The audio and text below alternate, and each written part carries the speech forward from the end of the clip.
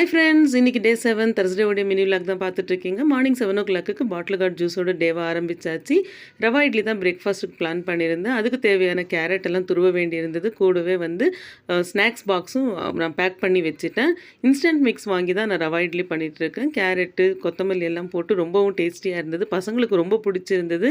Lunch பாக்ஸுக்கும் அதுவே வேணும்னு கேட்டாங்க. எங்கள் 5 பேருக்கும் மார்னிங் பிரேக்ஃபாஸ்ட்டுக்கு சாப்பிட்டு எனக்கும் பசங்களுக்கும் லஞ்சுக்கு பேக் பண்ணுற அளவுக்கு இருந்தது. ஸோ ரொம்பவுமே பட்ஜெட் ஃப்ரெண்ட்லியாக தான் இருந்தது இந்த பேக் எனக்கு.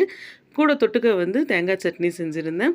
அண்ட் பாக்ஸ் எல்லாம் லஞ்சுக்கு பேக் பண்ணி வச்சுட்டு எனக்கு மார்னிங் பிரேக்ஃபாஸ்ட்டுக்கு கேரட் துருவினதை போட்டு நான் ஒரே ஒரு முட்டை போட்டு ஆம்லெட் போட்டுட்ருக்கேன். கேரட் ஆம்லெட்டும் 3 ரவா இட்லியும் சட்னியோடு தான் இன்றைக்கி பிரேக்ஃபாஸ்ட் முடித்தேன் நான்.